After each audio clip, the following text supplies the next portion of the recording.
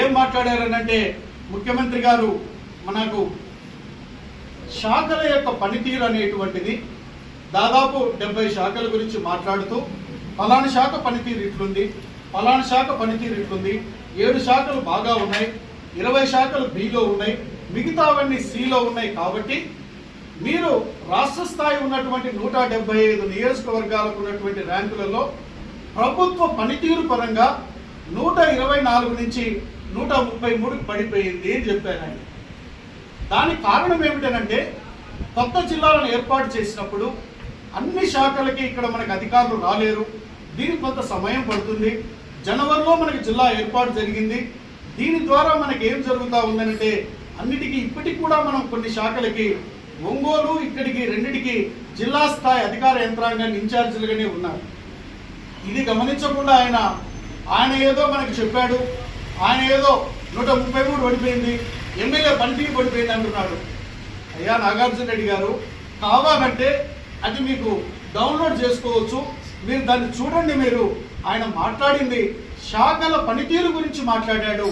శాఖ స్పష్టంగా దాని గుండా ఆయన చెప్పదలుచుకున్నది ఏమిటి అనంటే ప్రజలకి ప్రతి శాఖ సమర్థవంతంగా పనిచేసినప్పుడు ప్రభుత్వాలు ఉన్నటువంటిది ప్రజల యొక్క మేలు కోసం, ప్రజలకు బాగు కోసం, ప్రజలకు సేవ చేయడం కోసము వాటిలో వెనకబడ్డారని అక్కడ ఉన్నటువంటి జిల్లా కలెక్టర్ గారిని మాట్లాడారు.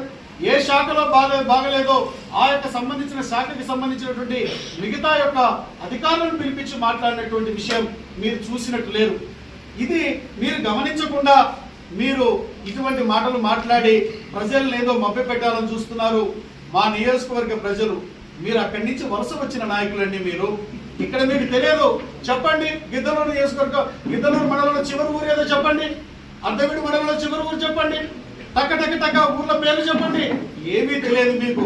రాజకీయ ప్రాధాన్యతలు వచ్చారు తప్పితే ప్రజా సేవ చేయాలని తలంపుతో మీరు ఇక్కడికి రాలేదు. ఇప్పటికి కూడా మీకు మీ వెంట ఉన్నటువంటి వాళ్ళు కొత్త నాయకులను తెస్తున్నారు, అది మీకు తెలుసు. కానీ పైన పార్టీ చెప్తే మీరు ఇక్కడికి వచ్చారు. ఇది కాదు ఇక్కడ మా యొక్క ప్రజలు కోరుకుంటున్నటువంటిది. సేవ చేసే నాయకులను మరలా ఎన్నుకుంటున్నారు. నేను మీకు ఒకటే చెప్తా ఉన్నాను, ఇక్కడ తాత్కాలికంగా ఆ శాఖను కొత్త జిల్లా ఏర్పాటు చేయడం వలన ఈ విధంగా ఉన్న తప్పితే మీరు మా జిల్లాలో ఉన్నటువంటి అధికారుల యొక్క పనితీరును కూడా నేను తప్పు పట్టడం లేదు. పూర్తి స్థాయిలో అధికారులందరూ నియామకం జరగవలసినటువంటి తర్వాత తప్పకుండా అన్ని శాఖల యొక్క పనితీరు వేగవంతంగా ముందుకు పోతుంది అనేటువంటి విషయాన్ని కూడా ఈ సందర్భంగా నేను తెలియజేయడం జరుగుతూ ఉంది.